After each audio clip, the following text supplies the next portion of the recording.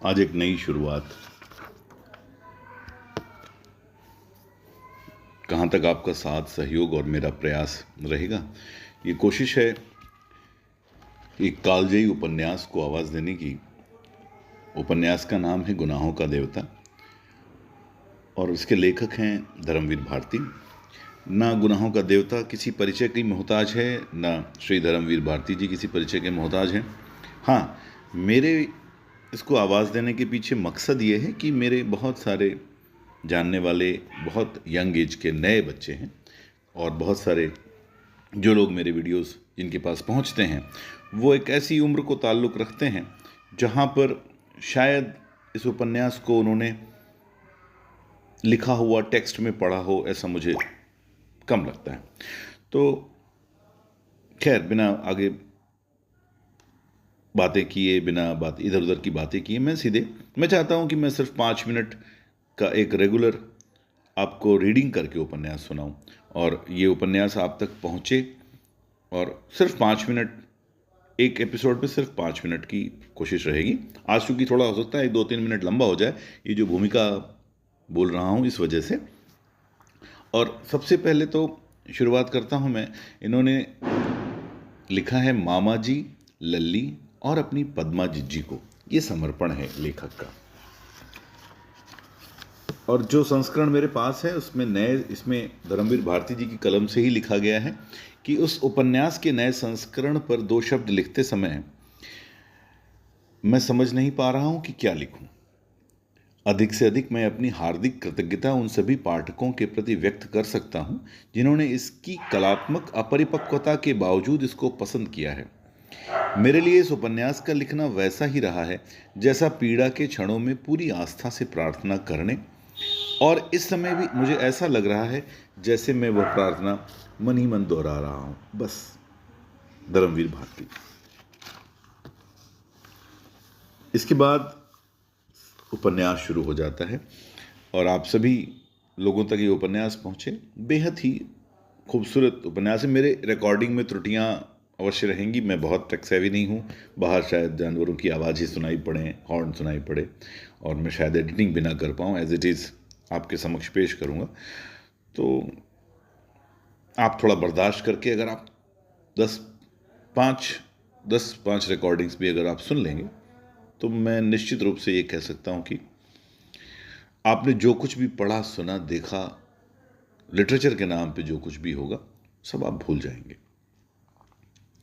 सीधे उपन्यास की बात। अगर पुराने जमाने की नगर देवता की और ग्राम देवता की कल्पनाएं आज भी मान्य होती तो मैं कहता कि इलाहाबाद का नगर देवता जरूर कोई रोमांटिक कलाकार है। ऐसा लगता है कि इस शहर की बनावट, गठन, जिंदगी और रहन सहन में कोई बंधे बंधाए नियम नहीं, कहीं कोई कसाव नहीं। हर जगह एक स्वच्छंद खुलाव, एक बिखरी हुई सी अनियमितता। बनारस की गलियों से भी पतली गलियां और लखनऊ की सड़कों से चौड़ी सड़कें, यॉर्कशायर और ब्राइटन के उपनगरों का मुकाबला करने वाले सिविल लाइंस और दलदलों की गंदगी को मात करने वाले मोहल्ले। मौसमों में भी कहीं कोई सम नहीं, कोई संतुलन नहीं। सुबहें मलयजी, दोपहरें अंगारी तो शामें रेशमी। धरती ऐसी कि सहारा के रेगिस्तान की तरह बालू भी मिले, मालवा की तरह हरे भरे खेत भी मिले, और ऊसर और परती की भी कमी नहीं। सचमुच लगता है कि प्रयाग का नगर देवता स्वर्ग कुंजों से निर्वासित कोई मनमौजी कलाकार है जिसके सृजन में हर रंग के डोरे हैं। और चाहे जो हो, मगर इधर क्वार, कार्तिक और उधर बसंत के बाद और होली के बीच के मौसम से इलाहाबाद का वातावरण नेस्टर्शियम और पैंजी के फूलों से भी ज़्यादा खूबसूरत और आम के बौरों की खुशबू से भी ज़्यादा महकदार होता है। सिविल लाइंस हो या अल्फ्रेड पार्क, गंगा तट हो या खुसरू बाग, लगता है कि हवा एक नटखट दोशीजा की तरह कलियों के आंचल और लहरों के मिजाज से छेड़खानी करती चलती है। और अगर आप सर्दी से बहुत नहीं डरते तो आप ज़रा एक ओवरकोट डालकर सुबह सुबह घूमने निकल जाएं, तो इन खुली हुई जगहों की फिजा इठलाकर आपको अपने जादू में बांध लेगी। खास तौर से पाँव फटने के पहले तो आपको एक बिल्कुल नई अनुभूति होगी। बसंत के नए नए मौसमी फूलों के रंग से मुकाबला करने वाली हल्की सुनहली बाल सूर्य की अंगुलियां सुबह की राजकुमारी के गुलाबी वक्ष पर बिखरे हुए भंवराले गेसुओं को धीरे धीरे हटाती जाती हैं और क्षितिज पर सुनहली तरुणाई बिखर पड़ती है। एक ऐसी ही खुशनुमा सुबह थी और जिसकी कहानी मैं कहने जा रहा हूं वह सुबह से भी ज्यादा मासूम युवक प्रभाती गाकर फूलों को जगाने वाले देवदूत की तरह अल्फ्रेड पार्क के लॉन पर फूलों की सरजमी के किनारे किनारे घूम रहा था। कत्थई स्वीट पी के रंग का पश्मीने का लंबा कोट जिसका एक कॉलर उठा हुआ था और दूसरे कॉलर में सरों की एक पत्ती बटन होल में लगी हुई थी। सफेद मक्खन जीन की पतली पैंट और पैरों में सफेद जरी की पेशावरी सैंडलें, भरा हुआ गोरा चेहरा और ऊंचे चमकते हुए माथे पर झूलती हुई एक रूखी भूरी लट। चलते चलते उसने एक रंग बिरंगा गुच्छा इकट्ठा कर लिया था और रह रहकर वो उसे सूंघ लेता था। पूरब के आसमान की गुलाबी पांखुरियां बिखरने लगी थीं और सुनहले पराग की एक बौछार सुबह के ताजे फूलों पर बिछ रही थी। अरे सुबह हो गई, उसने चौंक कर कहा और पास की एक बेंच पर बैठ गया। सामने से एक माली आ रहा था। क्यों जी, लाइब्रेरी खुल गई? अभी नहीं बाबूजी, उसने जवाब दिया। वह फिर संतोष से बैठ गया और फूलों की पाखुरियां नोच कर नीचे फेंकने लगा। जमीन पर बिछाने वाली सोने की चादर परतों पर परतें बिछाती जा रही थी और पेड़ों की छायाओं का रंग गहराने लगा था। उसकी बेंच के नीचे फूलों की चुनी हुई पत्तियां बिखरी थीं और अब उसके पास सिर्फ एक फूल बाकी रह गया था। हल्के फालसाई रंग के उस फूल पर गहरे बैंजनी डोरे थे। हेलो कपूर, सहसा किसी ने पीछे से कंधे पर हाथ रखकर कहा। यहां क्या झक मार रहे हो सुबह सुबह? उसने मुड़कर पीछे देखा। आओ ठाकुर साहब, आओ बैठो यार, लाइब्रेरी खुलने का इंतजार कर रहा हूं। क्यों, यूनिवर्सिटी लाइब्रेरी चाट डाली? अब इसे तो शरीफ लोगों के लिए छोड़ दो। हाँ हाँ, शरीफ लोगों के लिए ही छोड़ रहा हूँ। डॉक्टर शुक्ला की लड़की है ना, वो इसकी मेंबर बनना चाहती थी तो मुझे आना पड़ा, उसी का इंतजार भी कर रहा हूँ। डॉक्टर शुक्ला तो पॉलिटिक्स डिपार्टमेंट में है। नहीं, गवर्नमेंट साइकोलॉजी ब्यूरो में। और तुम पॉलिटिक्स में रिसर्च कर रहे हो? नहीं, इकोनॉमिक्स में।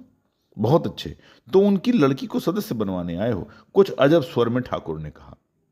छी, कपूर ने हंसते हुए कुछ अपने को बचाते हुए कहा। यार तुम जानते हो मेरा उनसे कितना घरेलू संबंध है। जब से मैं प्रयाग में हूं उन्हीं के सहारे हूं और आजकल तो उन्हीं के यहां पढ़ता लिखता भी हूं। ठाकुर साहब हंस पड़े। अरे भाई, मैं डॉक्टर शुक्ला को जानता नहीं क्या?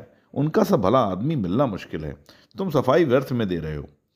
ठाकुर साहब यूनिवर्सिटी के उन विद्यार्थियों में से थे जो बराए नाम विद्यार्थी होते हैं और कब तक वे यूनिवर्सिटी को सुशोभित करते रहेंगे इसका कोई निश्चय नहीं। एक अच्छे खासे रुपए वाले व्यक्ति थे और घर के ताल्लुकेदार, हंसमुख, फब्तियां कसने में मजा लेने वाले मगर दिल के साफ निगाह के सच्चे। बोले, एक बात तो मैं स्वीकार करता हूं कि तुम्हारी पढ़ाई का सारा श्रेय डॉक्टर शुक्ला को है। तुम्हारे घर वाले तो कुछ खर्चा भेजते नहीं। नहीं, उनसे अलग होकर ही आया था। समझ लो इन्होंने किसी न किसी बहाने मदद की है। अच्छा आओ, तब तक लोटस पॉन्ड तक ही घूम लें, फिर लाइब्रेरी भी खुल जाएगी। दोनों उठकर एक कृत्रिम कमल सरोवर की ओर चल दिए जो पास ही में बना हुआ था। सीढ़ियां चढ़कर ही उन्होंने देखा कि एक सज्जन किनारे बैठे कमलों की ओर एकटक देखते हुए ध्यान में तल्लीन है। छिपकली से दुबले पतले बालों की एक लट माथे पर झूमती हुई। कोई प्रेमी है या कोई फिलोसोफर? देखा ठाकुर? नहीं यार, दोनों से निकृष्ट कोटि के जीव हैं। ये कवि हैं, मैं इन्हें जानता हूं। ये रविंद्र बिसारिया हैं, एमए में पढ़ता है। आओ मिलाएं तुम्हें। ठाकुर साहब ने एक बड़ा सा घास का तिनका तोड़कर पीछे से चुपके से जाकर उसकी गर्दन गुदगुदाई। बिसारिया चौंक उठा, पीछे मुड़कर देखा और बिगड़ गया। यह क्या बदतमीजी है ठाकुर साहब, मैं कितने गंभीर विचारों में डूबा था। और सहसा बड़े विचित्र स्वर में आंखें बंद कर बिसारिया बोला, आह कैसा मनोरम प्रभात है। मेरी आत्मा में घोर अनुभूति हो रही थी।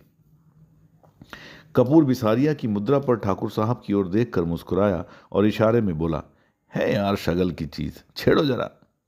ठाकुर साहब ने तिनका फेंक दिया और बोला, माफ करना भाई बिसारिया, बात यह है कि हम लोग कवि तो है नहीं, इसलिए समझ नहीं पाते। क्या सोच रहे थे तुम? बिसारिया ने आंखें खोली और एक गहरी सांस लेकर बोला, मैं सोच रहा था कि आखिर प्रेम क्या होता है, क्यों होता है, कविताएं क्यों लिखी जाती हैं, फिर कविता के संग्रह उतने क्यों नहीं बिकते जितने उपन्यास या कहानी संग्रह। बात तो गंभीर है।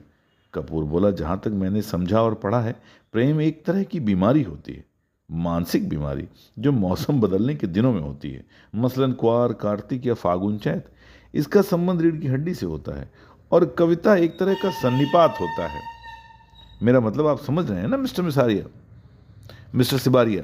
सिबारिया नहीं, बिसारिया, ठाकुर साहब ने टोका। बस इसी टोकने के साथ मैं आज के एपिसोड को यहीं बंद करता हूं। धन्यवाद।